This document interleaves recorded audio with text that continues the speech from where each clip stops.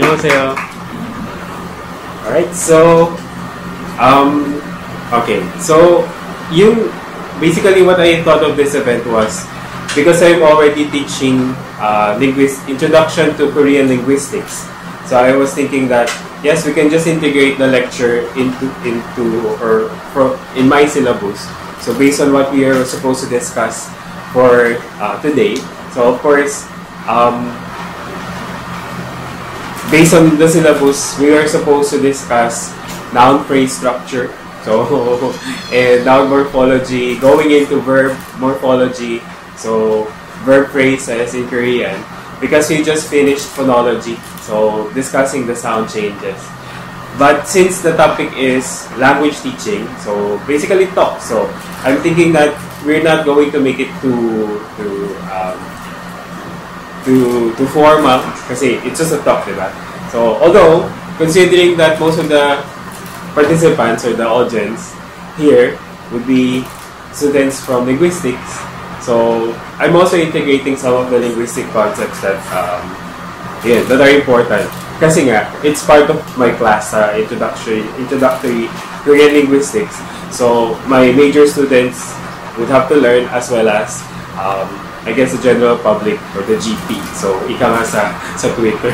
So okay. So first, siguro yung topic, so yung title. So of course, I already thought of the topic before, that I'm going to compare basically what we learn in Korean language, so in the Korean language class, versus what the linguistic structure is, or basically the grammar is. So kasi we often see that yung Korean that we teach inside the classroom for communication is often simplified to facilitate learning, diba? And then compare that to when you try to describe Korean based on linguistics, kung saan you have all of these categories, you have to be very exact, diba?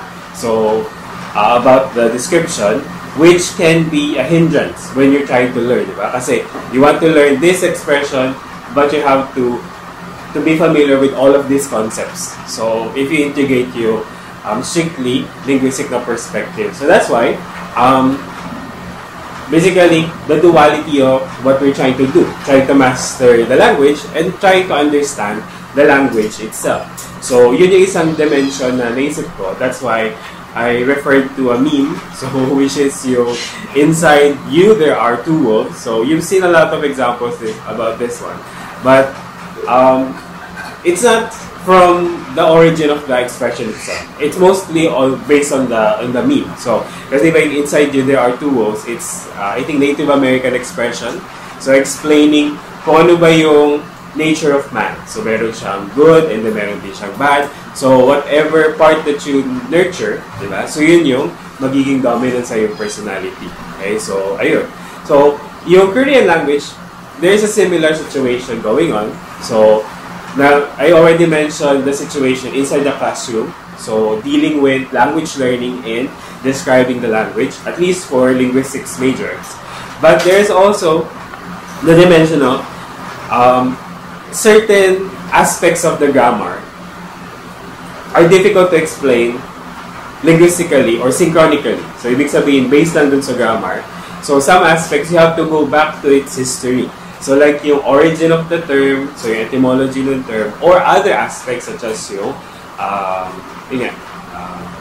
society, di ba? So culture, basically.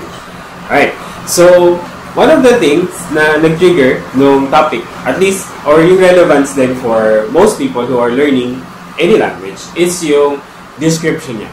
So how do people describe this language you want to learn when you want to learn it? So for Korean, at least for US, so American learners, English learners basically.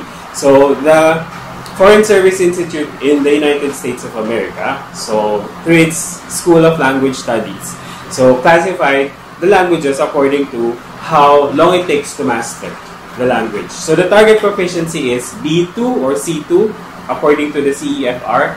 So basically, professional or can communicate professionally, can do your job in that language.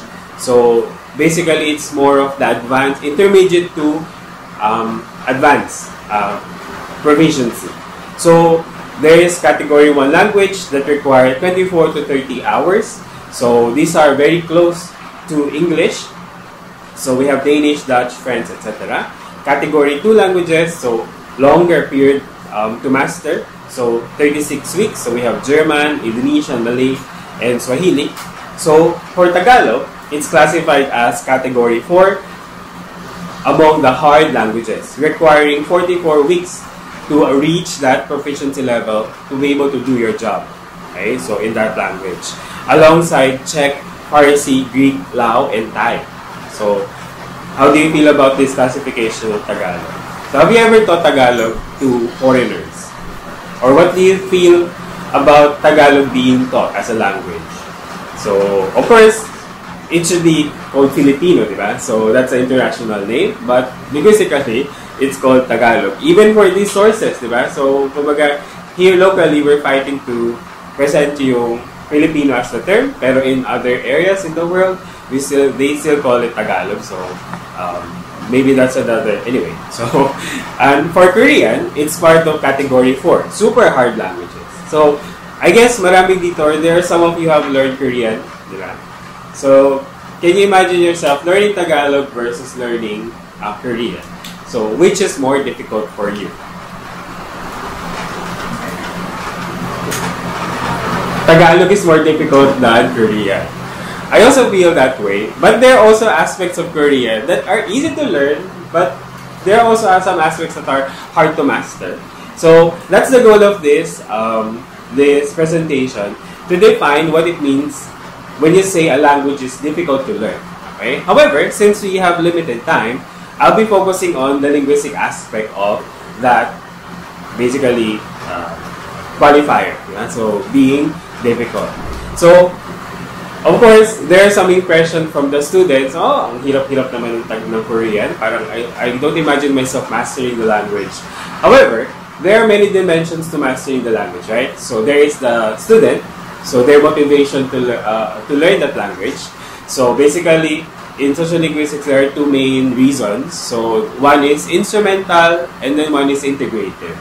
So instrumental, ibig sabihin, you want to use the language for specific purposes, like getting a job, studying in Korea. And then integrative naman is to understand culture, to be part of their society, diba? So iba yung motivations. And a lot of people say that students with more integrative motivations, so excel more. Basically, they have more motivation to master the language rather than those that have just instrumental. So that's one dimension of difficulty. So ibig sabihin, if you don't have that passion, so wala yung puso mo dun sa pag-aaral ng Korean, it might be more difficult to you rather than, yun nga. So if you have that intention or integrative in motivation mo. Okay? So, other aspect is yung structure ng curriculum. Diba? So, if well-designed yung curriculum, well-identified yung mga difficulty to the students, and yung strategies that should be employed in that particular area, so definitely, the students will excel more. Rather than subject matters wherein the curriculum is still very vague. So, we don't know what to do, we don't know what to teach, how to teach it, and the feedback from the students is not clear. Okay? So, of course, that will be difficult for the students. Diba? So, kumbaga, imagine yourself during the pandemic, diba? Nag-a-adjust yung mga curriculum ng mga subjects that you have. So, based on sa kwento ng mga students ko, during the pandemic, parang may lost na area dun sa ano. Because the curriculum or the syllabus itself is still vague, diba?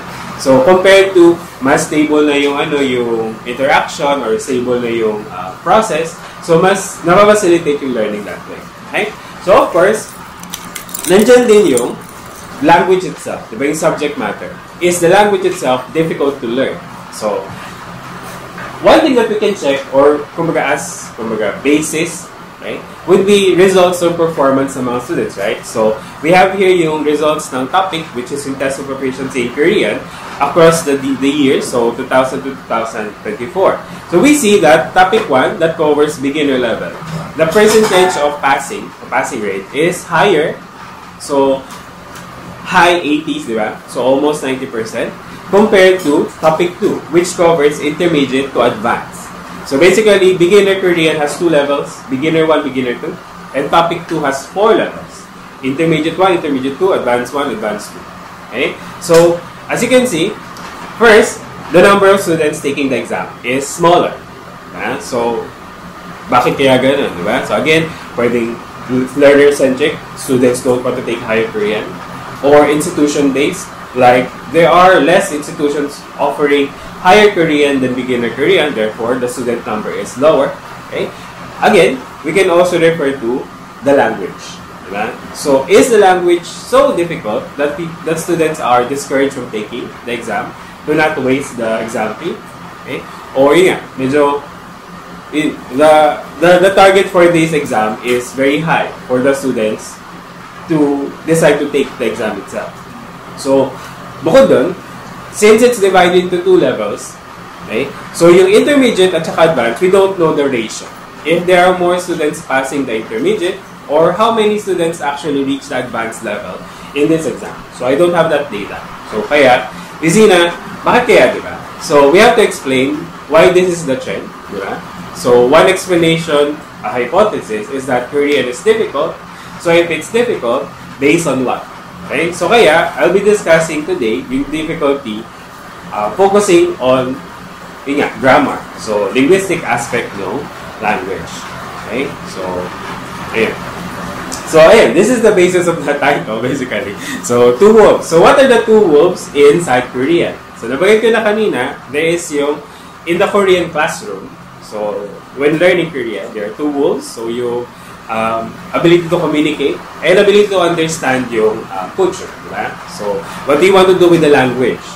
And then, what do you want to understand about the Korean language and yung Korean culture? And another dimension is, among Korean expressions, there is a large number of Sino-Korean words or words that are derived from Chinese language. And then, second to that is yung native Korean words. So, of course, ito yung words that are Korean itself. And then, there are also a set of words that are foreign. So, from different languages such as English, so, etc. Or French, Italian. Okay? So, here we have the side of native Korean Hanagul set, which are numbers 1, 2, 3. And then the other side is Il-Isang, which is the number naman for Chinese or Sino-Korean number. So when you want to learn Korean, you have to master both. Okay? So you cannot just nurture Korean numbers. You cannot just learn Sino-Korean numbers. Because when you want to use it in integrative man yan or instrumental, you have to learn both. Okay? So what other aspects of the language involve this dichotomy? So yung same concept, you have to learn it twice. Kasi merong native Korean and then merong Chinese number. Diba? Or merong Sino-Korean na side. Okay, so bukod doon, another dimension for learning the language is that there is yung communication base, like you hear it and then you know how to use it. Okay, but there are also certain aspects of the expression that you have to know. Okay, so ito yung kumbaga lexical information. So for numbers, we have yung mga sounds, yung mga words for themselves. So how to pronounce yung 1, hana, 2, dul, 3, set. Okay, so Il-Isang naman for Sino-Korean. Next is yung meaning, diba? So, syempre, we know that it's 1, 2, 3. So, you have to learn. Ano ba ito? Nakita mo yung word or narinig mo siya. So, what does it mean? Next is how to use the word. Diba? Because you cannot just use words on their own. Diba? You have to combine it in a certain way. So, to construct sentences and to communicate.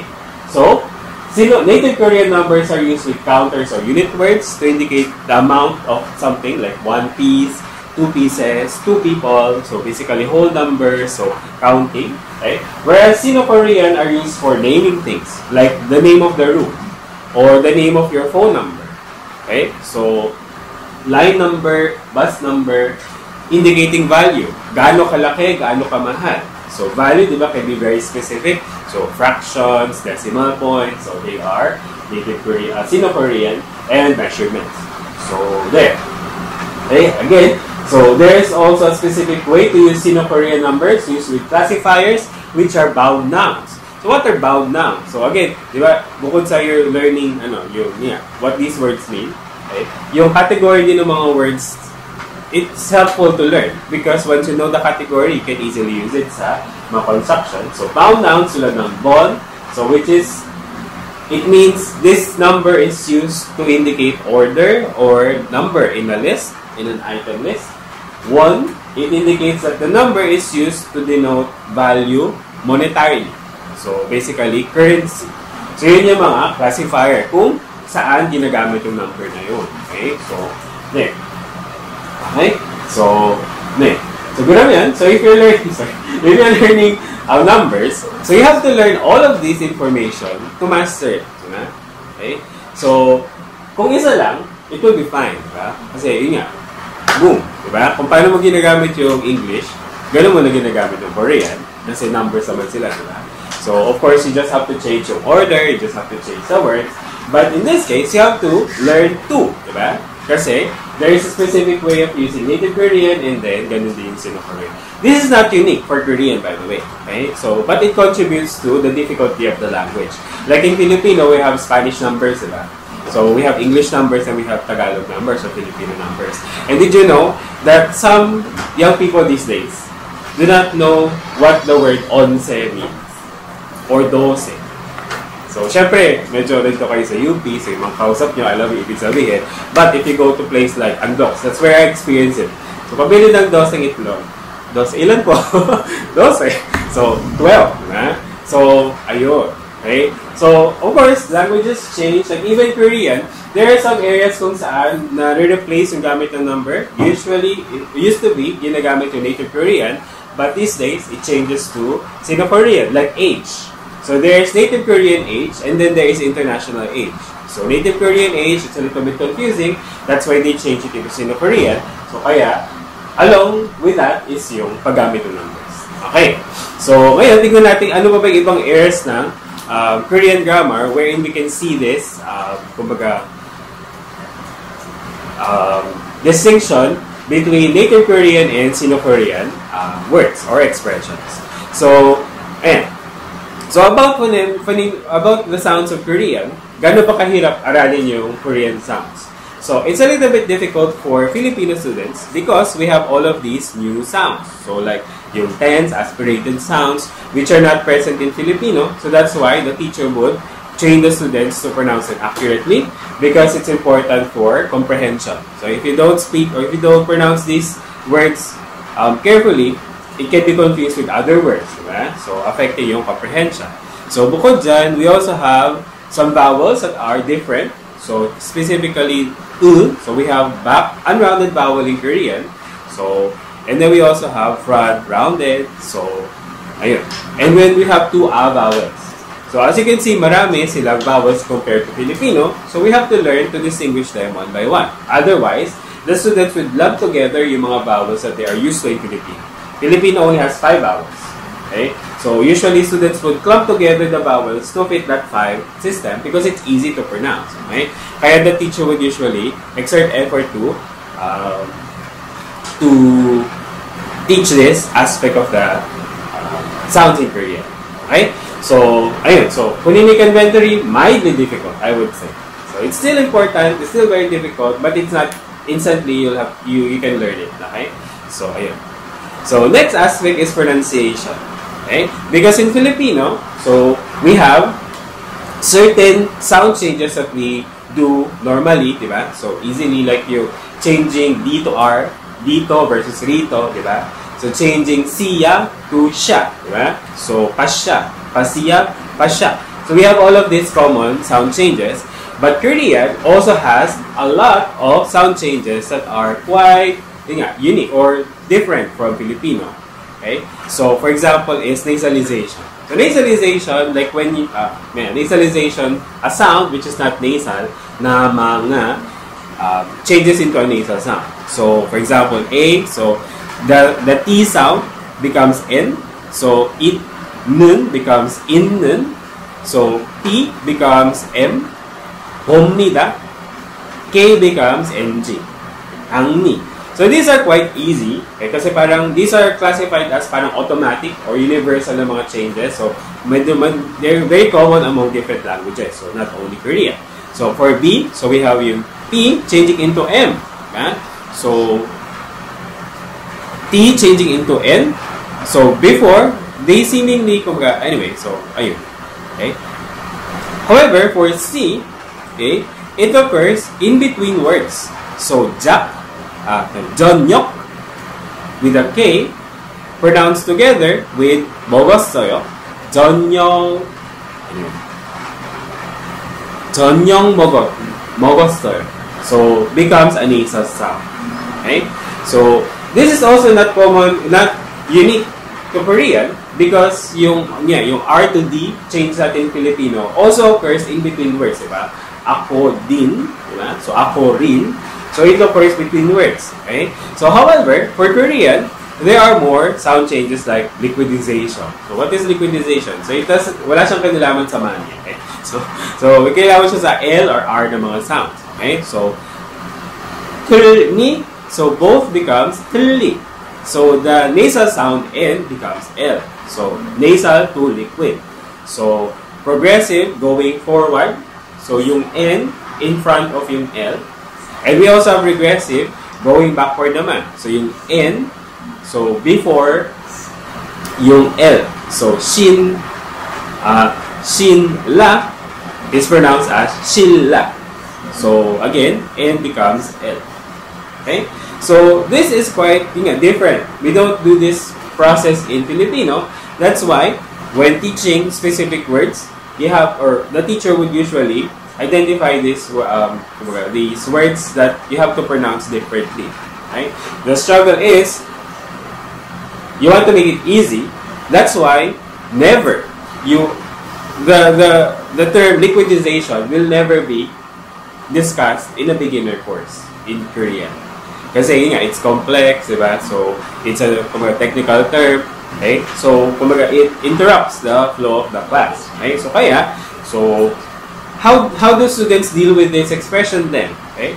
So, bukod sa, syempre, exposure from the teacher, so they have to also be sensitive to this changes or pronunciation outside. So, when they're using Korean, when they're watching TV, so they have to listen carefully that, this sound should be spelled this way, but pronounced this way. Okay? So, another one, vowel harmony. Okay? So, yeah. So, the source for this one is Introduction to Korean Linguistics. So you're expecting that the categories that we'll be using are linguistic terms, right? However, what is bright? What is dark? Okay? So in what part of linguistics do we have that classification, bright and dark? Bukod sa semantics, of course. Okay? So these are quite unique to Korean. Okay? So if you compare all of these sounds, it's difficult linguistically to connect all of these sounds. Okay? So, kasi this classification is constructed culturally. Okay? Based on understanding nila sa mga sounds, so basically, okay? So, ayun. Kaya, they maintain or we maintain their classification bright to dark. So, what does it mean kapag vowel harmony? So, it means that if you have bright vowels, the affix that you're gonna put should also have a bright vowel. Okay? And if you have a dark vowel, you can add a dark vowel or a neutral vowel. So, ayun. So, for example, bright vowels include a, like a, and o. That's why the affix that you're gonna put is ayu, ayu, because these are bright vowels. Whereas dark vowels, o, this one, o, e, that's neutral, and u. Instead of ayo, this sequence, you add oyo, oyo.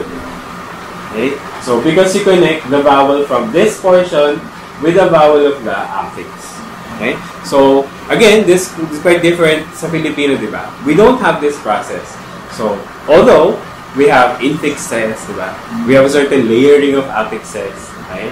So, for Korean, it's simple. Yung morphology kasi you just put them one after the other. Okay? So, sometimes, it's a complex morpheme na mahaba siya. Okay? However, it's usually just one after the other. Okay? So, ayun. However, they have this vowel harmony, which occurs not a lot. Okay? So, medyo only in specific affixes siya nakikita. Kaya it's not that complicated. Okay? So, that means, itong vowel harmony difficulty level is not that difficult, mildly difficult. Okay? However, yung sound changes are very difficult. Okay? Because even up to advanced Korean, you'll have to learn pronunciation ng mga words. Kasi, there are certain rules that you're not expecting. Okay? So, and then there are some rules that are very complex. Since you're beginner Korean, you don't understand what's going on. So, you just take it as is. Okay? But advanced Korean, you want to understand what's going on so that you can anticipate other words with the same process. So, one example is epenthesis. Ano ibig sabihin ng epenthesis? Adding a specific sound, diba? So, adding a specific sound dun sa word that you're trying to pronounce, okay, for some reasons, tulad ng polytactics. So, when you want to break up some consonant clusters, so they want to make it easy to pronounce, so you put their epenthesis. Okay. In Korean, there are many different types of epenthesis. So, one of them is T. So, imagine, Filipino word, suddenly you're adding a T sound. Okay. In Korean, it's a common process. Okay. So, for example, we have this one, Tokpul. Okay. So, the D sound there, okay, so, is part of the spelling. Okay. We can also say that it's part of the original term. Okay. So, but in certain cases, that spelling is that the T sound is not there. So we have some letter-based spelling, and then there are T insertions that are not spelled. Ibig sabihin, there are silent T there, okay, not written. There are silent T there that you have to pronounce. So tulad ng til, okay. So what happens if you add the T sound is that it changes the next consonant into a tense consonant. Okay, so medyo ayun. So ibig sabihin, itong mga consonants na to should not be tense, okay, in some cases, but it's tense ang pronunciation. Okay? So because according to this literature, we have insertion of T. Okay? There are some other explanation of this one. So it's just some sounds, okay? So trigger tensification of the succeeding consonant. So that's a different explanation, okay? So but both for A and B, okay? So we have some basis linguistically, either historically, okay, or commonly common process, okay? So automatic na process. However, for C, it's not automatic, okay? It's unexpected that T should be inserted in these words because in other cases, it does not trigger tensification. So, remember, magalagay ka ng T, tapos ng tensification. So, here, ang natitira lang is tensification, but originally, there's also the T sound there. Okay? So, there are some other words that combine this segment of sound. So, O, tapos yung Ch, E, tapos yung K. Okay? Meron ganito mga sequences sa ibang words that are not tensified. Okay? So, however, for these words, it's tensified. What is the reason? Because these words are Sino-Korean. Okay? So, that means, if you want to learn how to pronounce Korean accurately, okay, you would have to know if the word is Korean or Chinese. So, can you imagine, diba? So, kung sa Filipino, we always just say, kung anong bigkas, ang bye-bye. Diba? So, but in Korean, it's not the case. Kung anong bigkas, ang bye-bye, unless it's from Chinese. Okay? So, ayun. Kaya, Korean pronunciation can be difficult. So, kaya I would say it's hard to super hard pronunciation. Okay? So, there are some, syempre, it can be supplemented by other aspects like yung the student, diba? The student is really sensitive sa mga sounds. So, usually multilingual students, diba? So, are able to pick up more, kumbaga, sounds from other languages because yung inventory ng sounds is wider compared to monolingual students, diba? So, for example, Americans, diba, Chinese, or Koreans, so basically monolingual people, kapag nag-learn ng isang specific language, mahirap matanggal yung accent nila. Diba? So, yun. So, luckily for Filipino, we have some range of multilingual abilities, kaya it's not that difficult. Pero this aspect of sound change, because it's unexpected, it's quite difficult, different from Filipino, can be difficult. So, again, nandun the aspect ng instruction, ba? So, is the teacher able to explain this phenomenon? Is the teacher able to provide strategies for the students to learn it quickly, to remember the rule, etc.? Okay? So, that can aid in this topic. Okay? And then finally, institutional. So, Korean, yung curriculum ng Korean, meron siyang standard curriculum. Okay? So, basically, may suggestion sila how to teach this one. That in the beginner level, you don't explain these things, okay? Yung vocabulary don't involve many of these words. However, in the intermediate to advanced, you will see more of these expressions, and then you also have to teach them to the students. So, kaya, you can handle it, although the length of mastery is long, di ba? Kasi you have to learn from beginner to advanced to acquire it fully. Compared to other languages where, okay, isang semester, natutunan nyo na lahat ng sound changes, okay na tayo. So, hindi natin yung babalikan, tandaan nyo lang yung tinuro, di ba? So, but in Korean, it has to be discussed every semester. So, ganun, every level. Right? So, next aspect of Korean language is yung writing. Hangul. So, meron siyang sariling writing system. So, involving different symbols. So, hindi siya derived from Latin. Okay? So, is it difficult to learn? So, not that difficult. It will be easy. Okay? So, classification ko dito. So, why? Because it's alphabetical. Isang letter, isang sound yung katumbas. Parang English, parang Tagalog, diba? So, ang difficulty lang is the symbol. Can be very difficult to distinguish. So, from your side, where you're sitting, can you see clearly yung mga sounds? Okay? If you're beginner level, merong certain blindness. So, di ba, parang uso yun, di ba? Parang perfume blindness. Parang, anong tawag doon? May yung blindness that if you consume a particular thing, you're not sensitive na overconsumption ka na pala. So, parang gano'n. So, parang makeup blindness. Or parang perfume blindness. So, pusit-sit ka hindi mo naamoy, pero malakas na pala. Okay? So, sorry kung malakas na pala. Anyway, so, for beginners, meron silang blindness na, yun nga, kasi nga, we're not used to looking at these symbols, na importante pala yung placement ng mga certain strokes or certain dashes. So, kaya, students tend to misidentify sounds like a and o. Kung saan ang difference lang is nasa kaliwa, nasa kanan yung dash. U at saka o, nasa baba versus nasa taas. Okay? But for Korean, even though it's very far, they can easily see. Okay?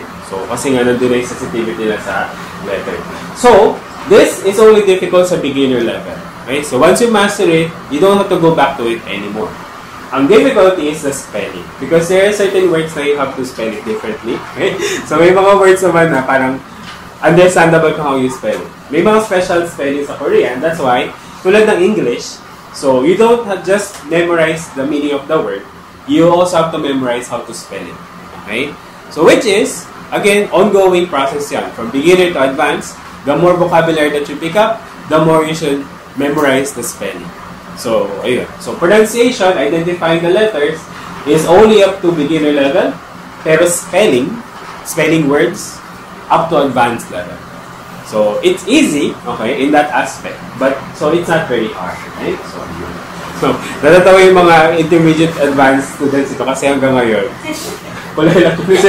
Medyo mahirap pa rin yung spelling. Even for me, so I have to check. Okay? So, luckily, yung mga tools natin ngayon, so, are able to identify what you're trying to spell, diba? Do you mean this word? So, ayun, kaya nasusupplant yun. Although, sa pag-function using the language, you still have to learn these things. Okay? So, next topic is vocabulary. Okay? So, learning words, diba? Ano ba mga kailangan natin tandaan by learning Korean words? Okay? So, we have here two examples of words. Okay? So, sentences wherein a specific word, cold water, 냉수, okay? So, is incorrectly used. Okay? So, 냉수 means cold water. Okay? So, I drink cold water. In English, acceptable siya. Diba? However, using the same word, I wash clothes with cold water.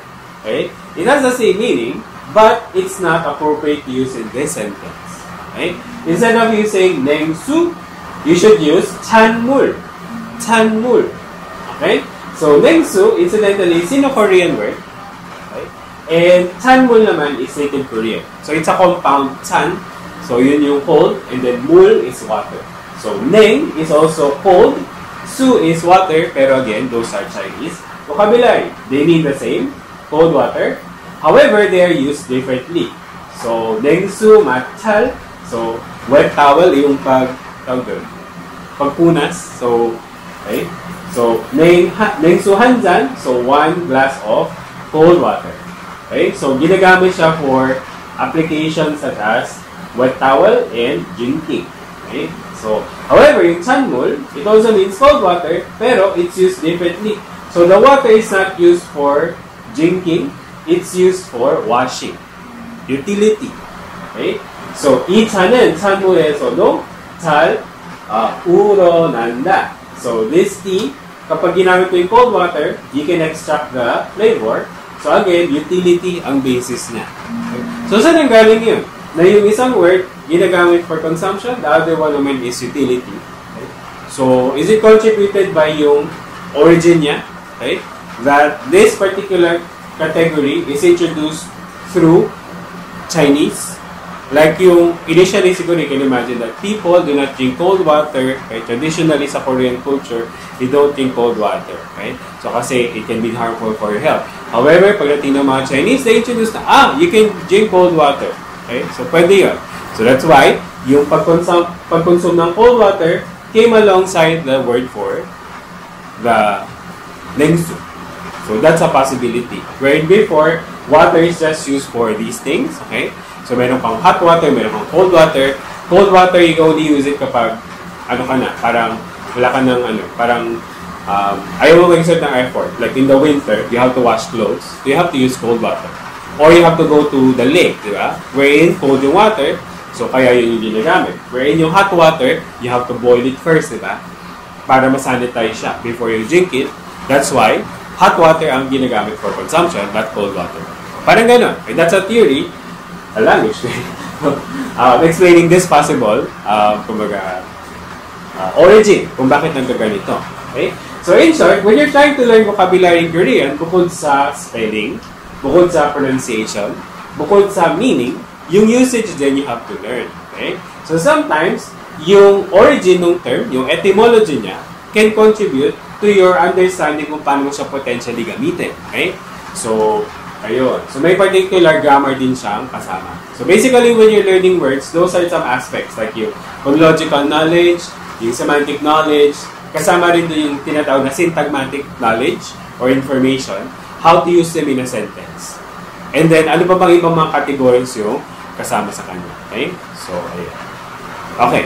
So, bukod dyan, yung mga vocabulary sa Korean are categorized basic or advanced. Okay? So, this is an example from Instagram. So, nakakasagap pa kayo mga Korean memes or Korean videos. You have to turn it off. Otherwise, you have to interact with Korean. Otherwise, you won't see them. Diba? If you're interested in learning Korean, not just in classroom, you have to go to the internet. Okay? Like this one, learning basic and advanced vocabulary. So, yung warm is tatatada, which is native Korean, and the advanced vocabulary is onwahada, which is advanced Korean, which is Sino-Korean. Okay? So, yun yung kanyang paggamit. Okay? So, as you can see, magkaiba siya ng pronunciation, spelling, pero yung meaning niya is the same, roughly the same. Okay? So, warm, hot, mid, temperate. Okay? So, warm. However, onwahada can also mean gentle or mild. So, meron siyang positive na ano. So, I guess meron din naman yung tatatata. Okay? So, tatadhanmul. So, you put it before a noun. Okay? So, warm water. Or, you can also use it as the predicate. Okay? So, busan에 ko ko'y 겨울은 서울보다 온화하다. So, mas warm ang winter ng Busan kaysa sa Seoul.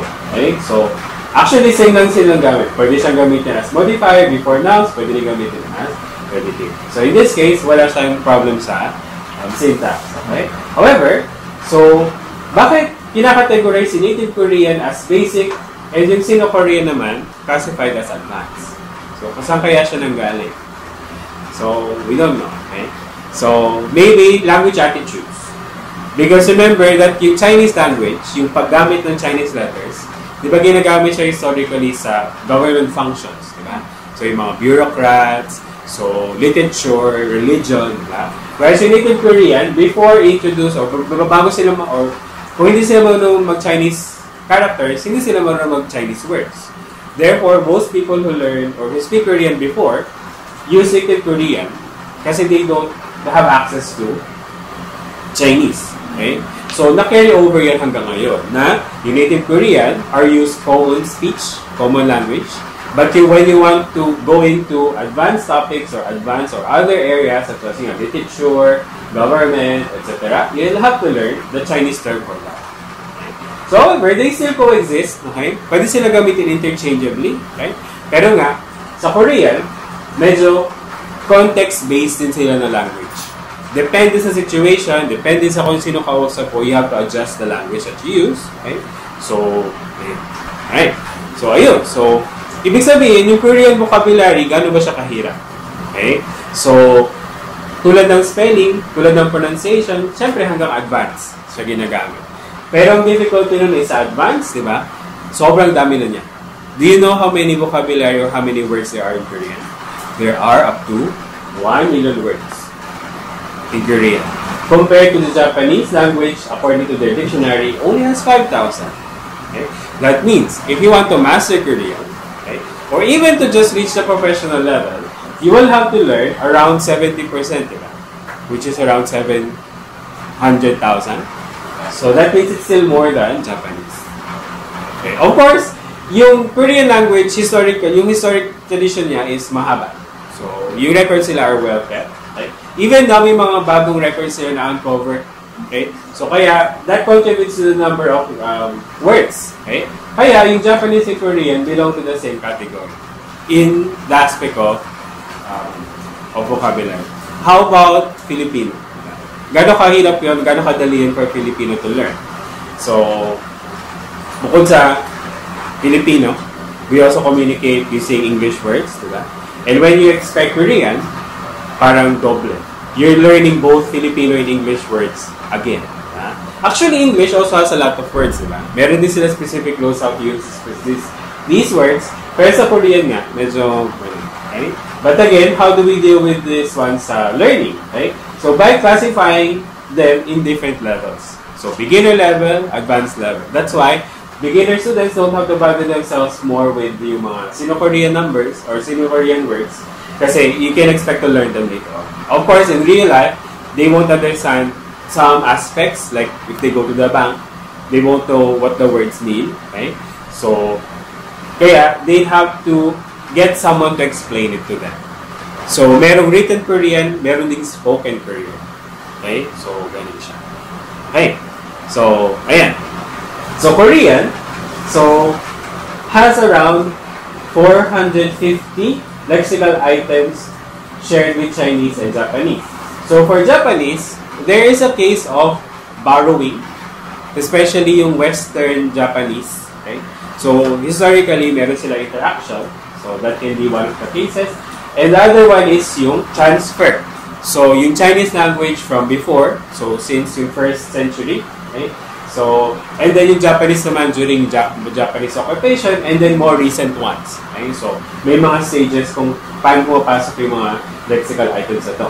So, native Korean is around 35%, Sino-Korean naman is 60%. So, parang, wow, okay pala. So, kaya pala beginner yung native Korean kasi konti lang sila. So, tapusin natin yan. Kaya, next chapter is Sino-Korean, mas madami. Okay? So, learning the same words pero differently. Okay? So, and then they also have loan words which are Waireo or from foreign languages such as American, European, and other languages. Okay? So, ayan. So, borrowing has many effects sa Korean language. So, syempre, diversification ng vocabulary. So, mas maraming words na ngayon kailangan aralin for students. So, these words, they can occur in specific literature, but in common communication, you don't encounter this anymore. So, these are extinct na mga native Korean words replaced by Sino-Korean words. Okay? So, personally, I only encounter this one sa mga tours. So, when I go to specific mga archaeological sites or whatever, that's where I hear some of these words.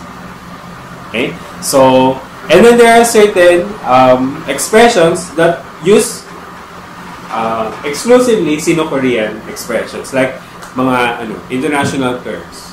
Okay?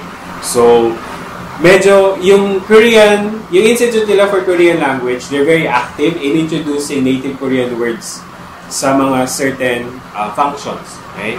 So, kasi nga, na-recognize sila na dinodominate talaga ng Sino-Korean words yung proper nouns. Okay? So, next. So, syempre yung phonology. So, there are some dialects na are close to the pronunciation ng Chinese words. Okay? And then, historically, the L sound is not part of the native phonology ng mga native words, it's introduced through Chinese. So, not all, okay? So, again, medyo may mga stages kung paano siya nangyari. And then finally, meron mga particular affixes and constructions that combine Sino-Korean words with native Korean words. For example, when you want to use certain proverbs, yung sa Song-ok, so yung mga proverbs in Chinese. So kapag pumasok kayo sa mga Chinese houses, sometimes you see 4 characters. So parang yung saying, quotation, parang yung house words, parang ganun. Okay. So sa Korean, ginagamit din yan, okay, combined with native Korean words. Otherwise, you won't be able to use it. Parang sa, basically, parang kinukot mo lang siya. Okay? So kaya yung hada word, so na-expand yung gamit niya from just to do, okay, into with yung mga compounds nga with Sino-Korean words. Okay? However, hindi lahat ng Sino-Korean words galing sa Chinese. Because there are some Korean words that use Sino-Korean syllables that are created in Korea. Tulad ng word for paddy, jacket, bachelor, welder. Okay? So if you translate this one directly into Chinese, you wouldn't get this meaning. Okay? So medyo magiging weird yung translation. Okay? So, okay. Okay? So, next. So, Sino-Korean morphemes are also introduced into the grammar. So, that means you have to use them specifically or in a specific way when you construct phrases, when you construct sentences. So, that means yung word, meron siyang grammar na kasama when they enter the Korean language. So, for example, bang, check, ha. So, these are words denoting some na walang native Korean, walang native Korean equivalent. So, ibig sabihin, these technologies came in with yung Chinese culture or nawala yung native Korean term for that. Okay? So, next is itong mga bound nouns which cannot occur by themselves. You have to attach it to certain words tulad ng mga modifiers or determiners. Okay? So, words like this and numbers. Okay? So, ganun. So, so how does this contribute to the difficulty of the language? A little bit. Kasi yung mga words natin in Filipino, lahat sila pa natin gamitin as nouns. Diba? So, in a certain way, you can connect them to nouns and you can use them individually. But in Korean, hindi pwede. Kaya, there are certain cases na gumagamit yung student ng isang specific word, very awkward. Kasi, you have to put something before it. Okay? So, you have to explain that to the student. So, how do the student know? Diba? So, paano namin alam na lalagyan? You should know that it's Sino-Korean number. Or Sino-Korean. How do we know it's Sino-Korean word? You have to check the dictionary. Okay? So, kaya, yung process of learning yung mga vocabulary has to be done in a certain way. So, because you have to check certain information to be able to use it properly. So, kaya, this is a burden to the teacher. Diba? Kasi nga, so how do we explain na hindi naman pwedeng lahat ng words bibigyan mo ng rules. Kasi nga, it's difficult to comprehend. Okay? So, kaya, there comes yung mga strategy nga ng teacher to be able to make the students understand how to use these words. Again, there's a dimension naman yung learner, wherein, if they're really sensitive into about what they hear, okay, and then they really try to retain what they hear, it will be parang template to sa utak nila that makes it easy to use that particular word in the future. Okay? So, ganun siya. Kasi nga, kapag, marami tayong iba't ibang materials that you use kapag nagtuturo. You have yung highly informative material, di ba? And then you also have materials that are only for exposure. Okay? So, if you just focus on highly informative material, students cannot communicate. Di ba? But, if you just focus on just communication materials, okay, there are some mistakes that they will encounter later on. Parang systematic na mga errors. So, kaya you have to do them together. Okay? So, then, two wolves. You have to employ them both. Okay? So, some other facts about Sino-Korean words is that, unlike Japanese, Sino-Korean morphemes or words are associated with single pronunciation. So, that means, that lessens the difficulty. Kasi if you encounter a Chinese letter or Chinese character, you can expect how to pronounce it. So, it's easy to do sa Korean rather than Japanese. Although these days, you will not really encounter yung mga Chinese characters sa text. Only in specific literature, tulad ng academic or government. Okay? So, because you have to specify what it means. Kasi maraming mga, dahil gumagamit sila ng native Korean words with Sino-Korean words, and sometimes they are pronounced in the same way, spelled the same way, so you have to distinguish what it means. Kaya inalagay dun yung Chinese character. Okay? So sometimes it's also used as abbreviation. So when you read the news, you'll find there a certain character. Okay? Ang sinisignify ng character nun is yung surname ng particular person, like the president. So, instead of using yung surname, kasi ang daming mga Lee, di ba? Ang daming mga Park, ang daming mga Kim, ang daming mga Yun, di ba? So, to specify kung sino yung tinutukoy niya, ginagamit yung Chinese character. So, again, meron parang class din siya, di ba? Kasi nga, siya yung number 1. Kumbaga, sa lahat ng mga Yun sa Korea, siya yung number 1 kasi siya yung president. So, kaya sa kanya magbibilong yung Chinese character na yun. So, for me, yun yung parang understanding ko doon kung bakit yun siya nangyayari. So, diba? So, kung sino yung pinaka-recognizable na person na yun. So, most likely, yun yung pinatutungkol nila. Okay, so, others is yung syntactically, so, paggawa ng mga sentences. So, yung mga Sino-Korean words function as nouns. Okay? So, which makes it easy to use, diba? So, kasi if you have a noun, okay, you cannot construct a sentence with that word just by itself. You have to add an adjective, you have to add a verb to make a complete sentence. So, again, it makes it easy. So, yeah. So, also, if the students know kung saang areas makikita yung mga Sino-Korean words, they can expect, di ba, how to use those words. So, kumbaga, lalabas yung sensitivity nila, looking at this word, native Korean or not. Whereas in other areas naman, they don't have to think about it. So, areas kung saan siya lumalabas, surnames, so place names, so academic and technical na mga writing, so cultural products and concepts, so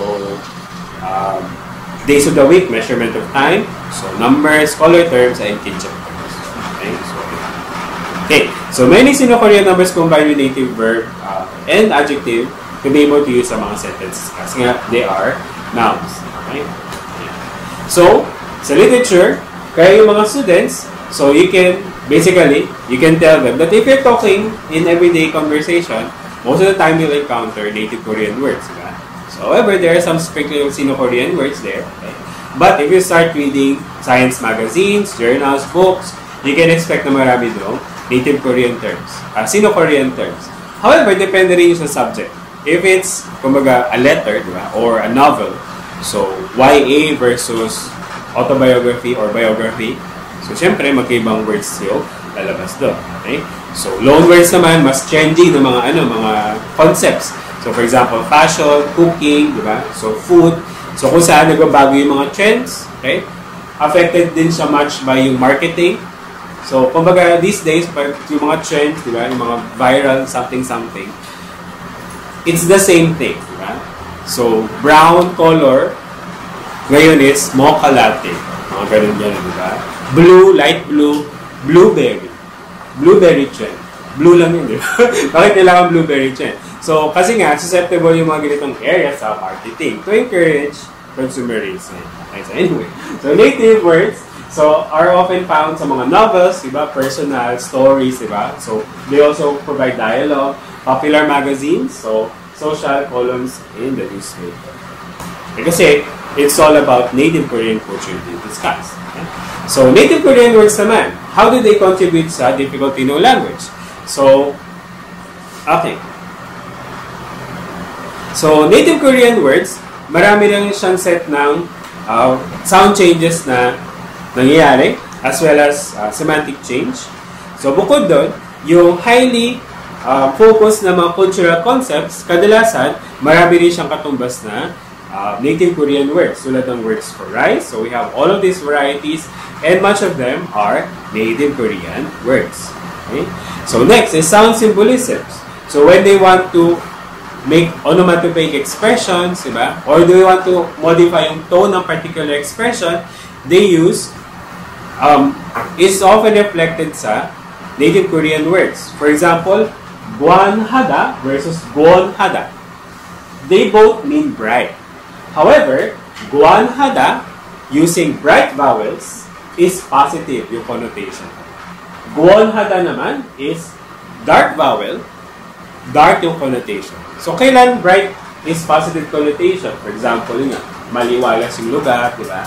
So, parang yun nga, masaya ka. So, it contributes to yung positive feeling.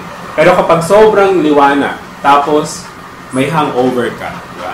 Or kakagaling mo lang sa puyatan, di ba? So, hindi mo appreciated yung yung brightness.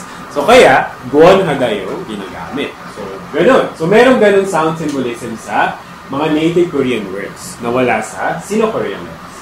Next, so consonant quality affect the meaning of onomatopoeic words. So, tulad ng, yun yan, saan ba yun? So, bogle-bogle versus pogle-pogle. Bogle-bogle would be gentle bubbling. For example, you're boiling porridge or you're boiling soup.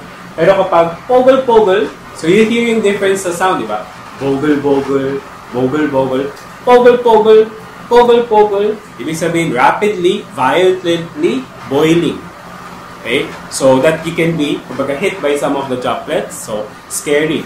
Scary boiling versus warm boiling. Cozy boiling. Parang ganun. So, again, reflected sa mga native Korean words. So, for onomatopoeia, there are actually two types of onomatopoeia. So, 의생어 and 의태어. So, 의생어 is sound representation. But it sounds like that's the word for the thing. 의태어 naman is phenomemes. So, memes, obvious. So, this is manner.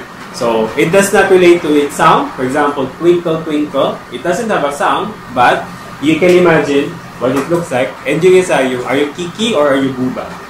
So, yun yung Kiki versus yung Buba. Are you familiar with that one? Diba, universally, Kiki refers to very pointy things. And Buba naman, if somebody doesn't know the word, if they're asked to imagine certain things, when you say Buba, it should be parang curved thing. Okay? So, ganun. Okay? So, that's phenomemes. So, manner representation. Again, yung quality ng vowel, so these are also native Korean words, reflect if it's positive or negative. So, ayan. So, they are culture specific and difficult to translate. Okay. So, synonyms. So, there are also synonyms as we can expect, tulad na nakita natin, advanced versus basic. Okay? So, ayun. So, how does the native Korean words contribute to the difficulty? It contributes much sa idiom. Diba? So, tulad ng mga onomatopoeic expressions, certain idiomatic expressions that you cannot interpret literally. Okay? So, doon madami yung mga native Korean words. Okay? However, Sino-Korean words, diba? If you go back to the themes where they are used, very scientific, very specific, therefore, hindi siya idiomatic. Marami sa kanilang hindi idiomatic ang interpretation. Okay? So, kaya yung mga native Korean, it represents the soul, it represents the mind of the Korean people. That's why it's often used sa mga idioms. They're not transparent. So, kaya, this idiomatic expression, it's a particular load din sa mga students. So, kumbaga, you learned this word before sa basic Korean. However, sa intermediate advanced Korean, you'll encounter them again, but in the idiomatic expression. So, okay? So, kaya native Korean, even though, yun nga, so, basic, it still learns sa advanced levels. So, etymology, in short, how does it contribute to proficiency? So, acquiring proficiency or teaching proficiency. So, although most sounds are automatic sound changes, so there are some sound changes that are specific to Sino-Korean words. Okay? So, contributes much. So, a little, a fraction, but since it's unexpected, so it's quite difficult. So, although the use of Chinese characters are limited, they are still used as index for distinguishing meaning. So, once again, most of the time we use Hangul, the Korean alphabet. Only in certain cases we use the Chinese characters. But since they are already in the advanced domain, so kasama siya. Okay? So kaya it's not that difficult because it goes along with the process of advanced or progress development. So although comprehension is doable, production using native Korean and Sino-Korean words can be tricky. So tulad ng native Korean is used sa mga idiomatic expressions. Sino-Korean naman in only certain domains, as well as meron siyang particular grammar that it goes with. So, how to use them in a sentence. So, although native Korean expressions can facilitate common communication tasks such as everyday interaction, buying things, survival Korean, based on actual use, Sino-Korean words dominate advanced Korean areas. So, they're used sa mga everyday communication. However, the more advanced, the more areas you want to use Korean, so the more you have to learn these Sino-Korean words. So, that means if you want to acquire yung professional level to function in your job, so you'll have to go through these words as well. So, although there are more Sino-Korean words than native Korean words, everyday communication in certain areas are used, necessitates learning both. So, I think they mean the same. So, again, so for example, imagine yourself as a working professional. So, meron kang Korean proficiency. So, hindi lang naman work ang ginagawa mo dito. You have to go out of the office. You have to connect. Do you have to connect with your coworkers? Anong feeling ng mga kabataan niya? Of course you do, di ba? So, plus there are some, kumbaga, certain expressions that you have to interpret in a personal level. So, yeah, hindi pwedeng din. So, lumalabas din yung use ng mga native Korean expressions. Ganun din yung, dahil may impersonal, technical na impression yung Sino-Korean, di ba? So, it hinders or kumbaga, it creates that image of kumbaga, impersonal communication. So, it affects yung connection that you can have with the person you're talking to. So, now addressing difficulty. So, this is just a summary of what I discussed, how these aspects are integrated in the classroom. So, pronunciation, due to its complexity, again, reaches the advanced level. So, vocabulary and expressions. So, yung common and simple constructions are introduced sa beginner level. The more you advance sa ibang mga domains, papasok yung Sino-Korean counterparts, which makes it manageable, diba? Manageable. For testing, that's why yung beginner topic exam, marami nakakuha ng mataas na score kasi very specific yung expressions that you can encounter. Whereas yung advanced Korean, topic 2, malaking range. Okay? Maraming areas yung possible na labas sa mga items kung saan maraming mga Sino-Korean expressions kasama yung mga native Korean expressions, it's more difficult to identify. So really, numbers help. The more words you know, the better. And grammar, so basic morphological processing constructions are taught alongside expressions that have their own rules. So they go hanggang sa advanced level, all those advanced level, because the rules are the same. So kumukonte siya ng kumukonte. So complexity lessens, but the amount of expression increases. So, yun yung nangyayari sa advanced level. Okay? So, there are many ways to say because. There are many ways to say and then sa Korean. So, kailan siya appropriate, anong mga connotations yun nandun. Next is idiomatic expression. So, marami mga noun and verb pairs. So, this comprises yung mga idiomatic expressions. So, literal versus idiomatic interpretation dun sa curriculum, while Sino-Korean numbers such as proverbs are introduced later. So, tulad ng mga 4 character expressions na introduced kanina that are not commonly encountered in everyday conversation. However, so pagdating sa literature, di ba? So, dun siya madami lumalabas. So, which is a specific domain sa advanced Korean. And then finally, culture. So, it's manageable. So, it's easy. Kasi we only just focus sa Korean society. So, we don't discuss Chinese culture, Chinese society, Chinese way of communication sa Korean class, only Korean. Okay? So, kaya, if you're going to rate, again, some of, all of these aspects ng difficulty, so, pronunciation is quite difficult, vocabulary is very difficult, grammar is mildly difficult, idiomatic expressions, very difficult, I would say, and culture, not that difficult. So, that means, yung Korean, pagdating sa level of difficulty, where does it lie? So, for Filipinos, remember this one is for English speakers. Super hard to for English speakers. But for Filipino, I would say, it belongs to category 3. It's a hard language to learn, okay? Because of differences in with Filipino and Philippine languages, but there are many commonalities as well, which makes it easy for us to understand. Bukod doon, yung background din ng learners natin. So,